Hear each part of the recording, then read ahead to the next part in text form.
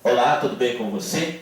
Sou o professor Hernani Freitas, professor de História, né? Quero falar com você sobre o período pós-Primeira Guerra Mundial, o chamado período entre guerras, que vai de 1918 até 1939. Eu peço que, se você gostar, você curte, compartilha, né? Passe para os seus amigos e se inscreva também lá no meu canal, que tem várias outras videoaulas lá de história para te ajudar a entender um pouquinho sobre a história geral e também a história do Brasil. Continuemos aqui. Então o período entre guerras, que vai de 1918 até 1939, né? Nós temos aí os dois principais governos totalitários desse período de entre guerras, quando a guerra descansa um pouquinho, depois recomeça em 1939, né? Do seu lado esquerdo aí você vai notar aí o fascismo da Itália, e do seu lado direito a suástica, né? Do nazismo alemão. Tá aí as duas figuras emblemáticas, né? As duas figuras emblemáticas aí do chamado nazifascismo. Do seu lado esquerdo você vê aí Benito Mussolini, e do seu lado direito você vê Adolf Hitler com seu bigode muito sexy, né? Um bigode que muita gente ainda usa. Oh, meu Deus, né? Vamos lá. Agora nós vamos falar um pouquinho do chamado totalitarismo. O nazismo alemão de Hitler e o fascismo italiano de Benito Mussolini, né? Ambos os governos investiam muito na propaganda de massa utilizada por esses governos para colocar as ideias, sendo elas verdadeiras ou não. Na maior parte do tempo eram ideias mentirosas, né? Para colocar na cabeça das pessoas e para levar ao maior número de pessoas, né? Então, a propaganda em massa divulga basicamente a figura de um governo totalitário, de um governo perfeito, do governo das figuras de Mussolini e de Hitler também. O totalitarismo tem como característica o Estado máximo, né? O poder total do Estado, ou seja, também um partido único, o chamado unipartidarismo, né? O unipartidarismo. Pode ser percebido, esse totalitarismo naquela época podia ser percebido em qualquer lugar, né? Na escola, no trabalho, nas igrejas, em todos os lugares, porque o Estado era onipotente, onisciente e onipresente, né? O famoso Big Brother, né? O Estado precisava construir um inimigo para se legitimar perante as pessoas como um Estado forte, né? Por quê? Porque se ele não se legitimasse, era como se as pessoas... quem não está do lado do Estado está contra o Estado. Então ele precisa criar inimigos, né? É o que Hitler faz com os judeus, né? Incitando o racismo e várias outras coisas. Nós temos aí também como a próxima característica do totalitarismo o amor à pátria, o anular-se individualmente e amar a pátria, amar o Estado acima de qualquer coisa, né? Muitas vezes até acima de Deus. O Hitler se considerava um verdadeiro Deus, né? Aí algumas características do regime totalitário, do totalitarismo, né? Então lá, o totalitarismo, subordinação dos interesses individuais ao Estado. Então as pessoas elas não podiam as pessoas não podiam ter interesses individuais. Todos os interesses deviam ser de acordo com o que o Estado ordenasse, de acordo com o que o Estado orientasse, né? Nós temos um nacionalismo exacerbado, um nacionalismo muito grande, olha lá. Tudo pela nação, cuja grandeza deve ser buscada pela totalidade da sociedade. Muito bonito isso, né? O militarismo, a guerra permite um aprimoramento individual e nacional. Então, quer dizer, através da guerra eles conquistariam novos povos e mostrariam a sua superioridade, né? A superioridade desses povos, principalmente da raça ariana. A expansão territorial é uma necessidade à sobrevivência da nação, no caso nazista, que se defendia pela ideia do Estado vital. nós temos aí as características do regime fascista, né? Um regime autoritário de extrema direita, desenvolvido por Benito Mussolini a partir de 1919 na Itália. O termo fascismo deriva de fascio, que quer dizer feixe, né? As principais características do fascismo foram o nacionalismo, a exaltação do país italiano, que coloca como um país supremo em termos de desenvolvimento, o cercamento da liberdade civil, pois trata-se de um regime autoritário, e também o unipartidarismo. O único partido permitido, é lógico, né, pelo governo, era o próprio regime fascista, era o próprio partido fascista, que era o partido do governo, né? Não ia permitir outras coisas, com certeza. E, mais uma característica, a derrota dos movimentos de esquerda. Os movimentos de esquerda foram perseguidos, torturados e muitas vezes extintos, né? Nós temos aí, mais uma vez recordando o período entre guerras, a Europa lá, para vocês verem, a Europa, o período entre guerras, né? A crise de 1929, que acontece com a superprodução nos Estados Unidos da América, que nós vamos falar logo mais à frente, o fascismo de Mussolini, né, que é o precursor desses movimentos, desses dois movimentos, né? A crise no liberalismo econômico. A Europa está em crise depois de uma grande guerra, é lógico, né, tudo destruído. A economia, o liberalismo, a democracia está em crise.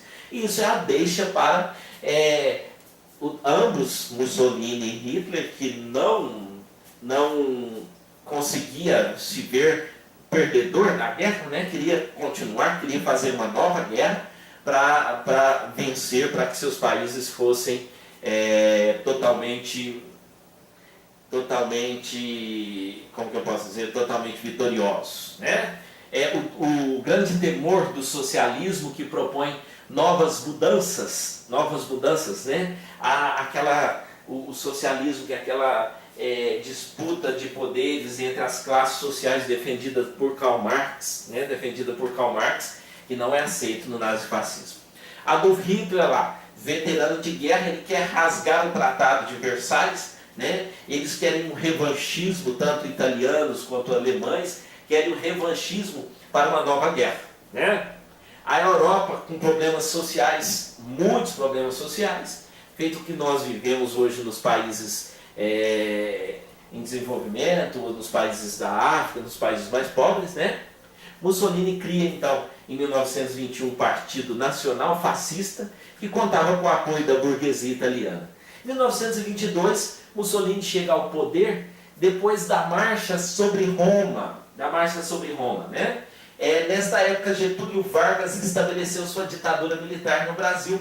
O trabalhismo de Vargas é praticamente uma cópia do que Mussolini fazia na Itália, né? Vargas era um admirador de Mussolini e de Hitler, mas vai lutar na Segunda Guerra contra a Alemanha e a Itália. E nós temos o Tratado de Latão, em 1929, cujo Mussolini reconhece o Vaticano como um país, né? O Vaticano da Igreja Católica como um país.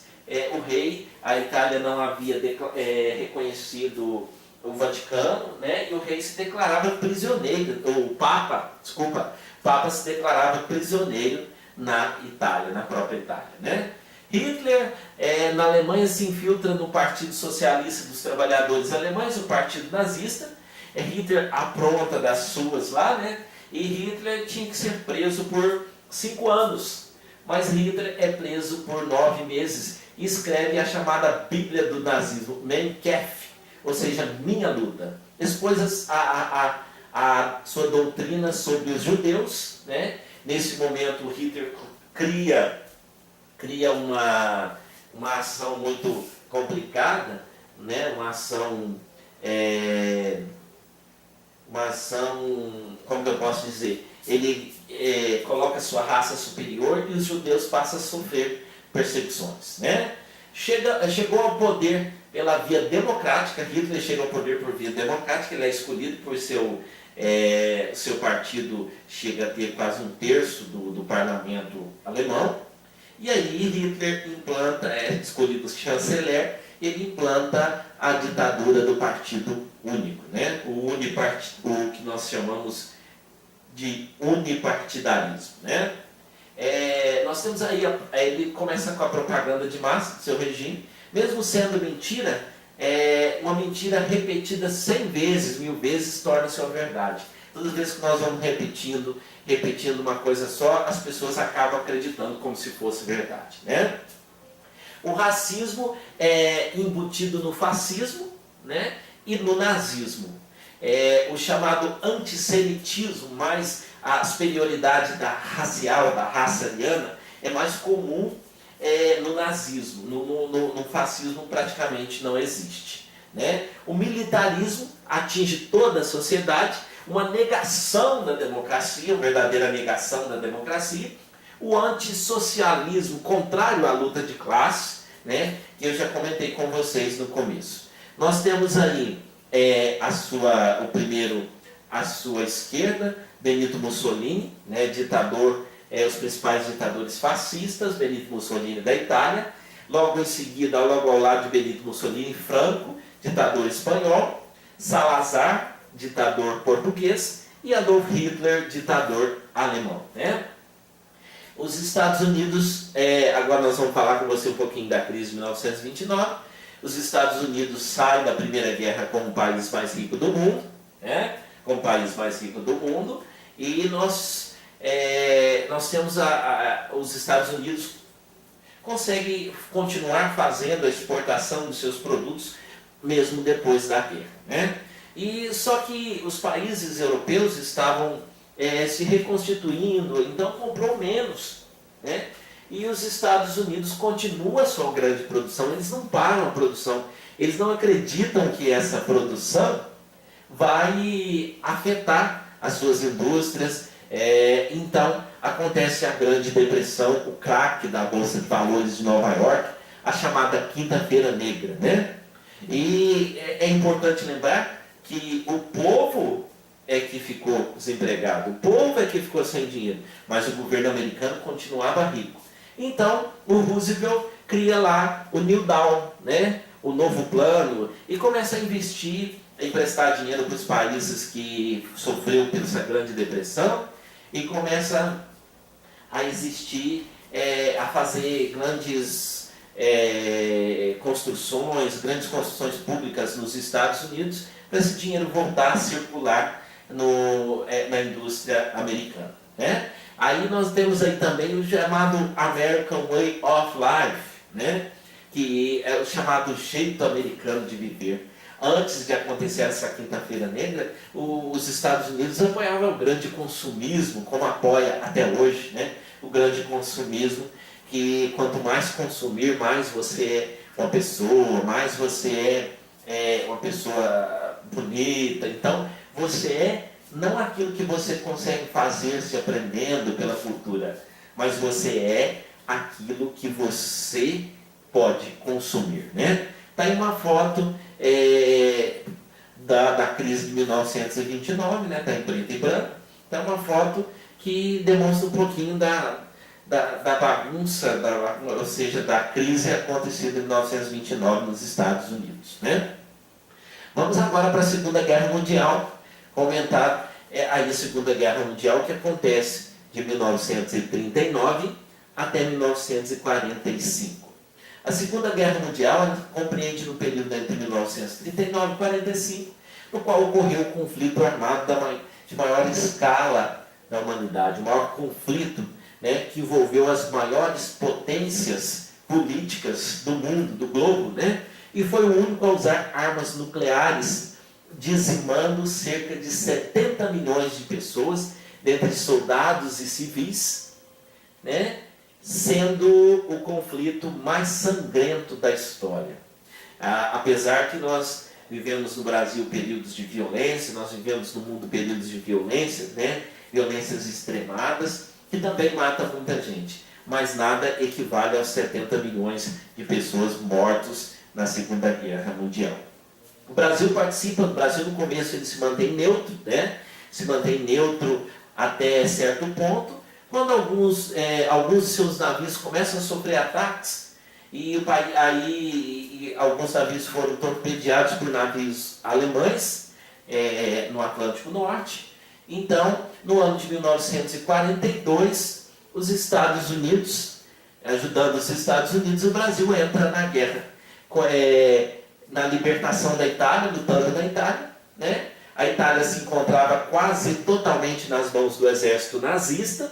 O Brasil, então, enviou cerca de 400 homens de apoio da Força Aérea Brasileira, a FAB, né? 42 pilotos e 25 mil homens da Força Expedicionária Brasileira, a FEB, né? Os conhecidos pracinhas, eram conhecidos assim porque eles saíam recolhendo esses soldados nas praças das cidades, né? E aí, nessas praças, eles tinham aquelas roupas verdes, né? E ficavam nas pracinhas da cidade, ficaram conhecidos como pracinhas, né?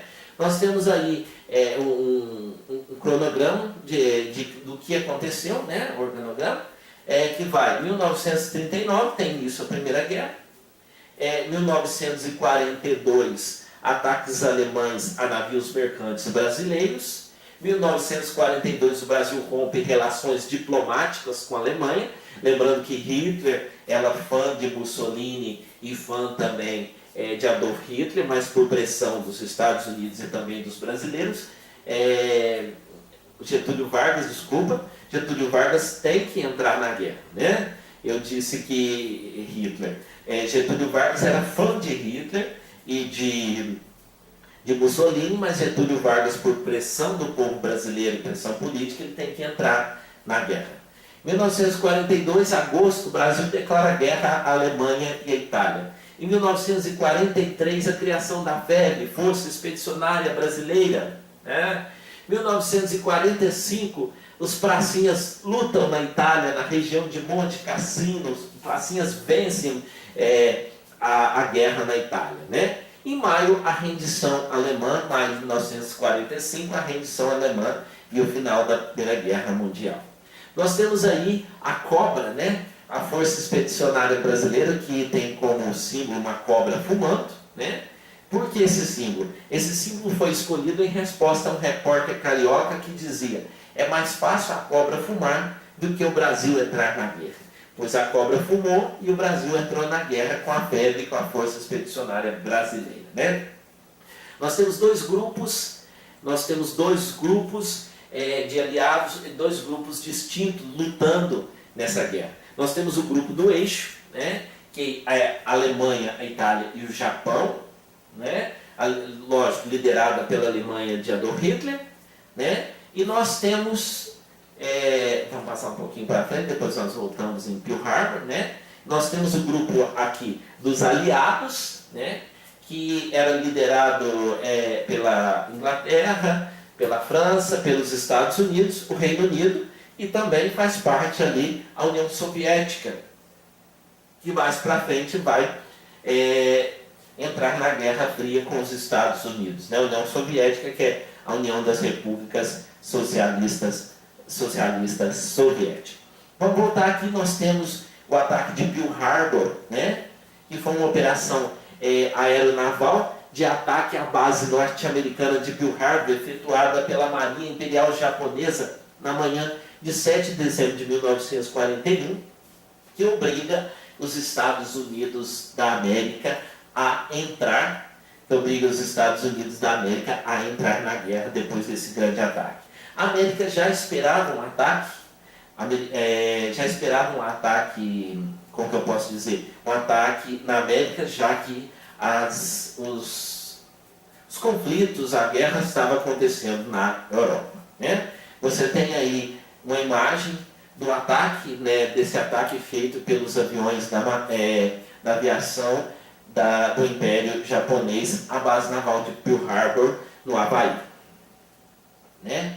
Ali, esse fato o fato que demarcou o grande início da Primeira Guerra Mundial foi a invasão, né? A invasão da Polônia pela Alemanha nazista do ano de 1939, tendo como reação imediata declarações de guerra à Alemanha pela França e a Inglaterra. E compôs o eixo, né? Compôs o eixo Itália-Japão, mais uma vez Itália, Japão e Alemanha, e os aliados compostos primeiro pela França, Inglaterra, União Soviética, e logo após também com os Estados Unidos da América. Quais foram as consequências dessa guerra? Um longo período de combate entre os dois grupos, né? Eixo e aliado, ou aliança, né? A Segunda Guerra chegou ao fim no ano de 1945, quando a Itália e a Alemanha se renderam. O Japão foi o último país a assinar o Tratado de Rendição, ataque de rendição, mas sofreu o ataque nuclear, né? Das cidades de Hiroshima e Nagasaki. Os soldados norte-americanos, né, a bordo do avião Enola Gay, né, eles atacam as cidades japonesas de Hiroshima e Nagasaki, né? E o Japão já tinha assinado o Tratado de Rendição. O regime nazista foi responsável também pela morte de mais de 2 milhões de poloneses, 4 milhões de pessoas com problemas de saúde, deficientes físicos e mentais, isso por causa do chamado Holocausto, né? Um número de 6 milhões de judeus no massacre que ficou conhecido como Holocausto. Está aí as fotos, né, de pessoas mortas. Eles faziam experiências escabrosas, né, com os judeus. Então os judeus sofrem muito. A câmara de gás, né, os judeus eram queimados, os judeus ficavam sem comer para saber quanto tempo resistiriam, sem tomar água. Eles faziam experiências com os judeus de implantar, cortavam o braço de um, tentavam pôr no outro. Então foram atrocidades e mais atrocidades, né? Atrocidades mais atrocidades realizadas pelo Holocausto e pela Alemanha nazista. Nós temos aí, não posso deixar de lado, não tem como não deixar de falar, né? O dia D, que foi o dia 6 de julho de 1944, foi a data em que ocorreu o desembarque das tropas aliadas na Normandia, noroeste da França. Esse dia é considerado por muitos historiadores como a data mais importante da Segunda Guerra Mundial. Foi decisivo na vitória dos aliados contra o eixo Alemanha, Itália e Japão, não esqueça disso, lembre-se disso no vestibular, tá? O nome oficial desse plano militar era Operação Overlord. Então, esse dia foi um dia especial que marca a vitória dos aliados da aliança sobre o eixo que ocupava a França. Os danos materiais foram muito grandes. A guerra arrasou as nações perdedoras e outras envolvidas em cidades inteiras, a vida de milhares de cidadãos. O pagamento de indenização para a reconstrução das nações foi feito pelas nações derrotadas, né? Foi determinado pelos aliados, assim como uma indenização aos países vitoriosos, assinado no Tratado de Paz de Paris. Né? Aí está uma fotinha do final da guerra, as pessoas já retornando para casa. No final da guerra foi criada a Organização das Nações Unidas, a ONU, que até hoje ainda media esses conflitos para não deixar que uma nova guerra mundial aconteça, né? Mas a ONU hoje está com grandes problemas, porque os países não estão ajudando como deveriam ajudar, né? A ONU tinha ou tem o propósito de manter a paz entre as nações, resolvendo os conflitos de forma pacífica e ajudar as vítimas da Segunda Guerra Mundial.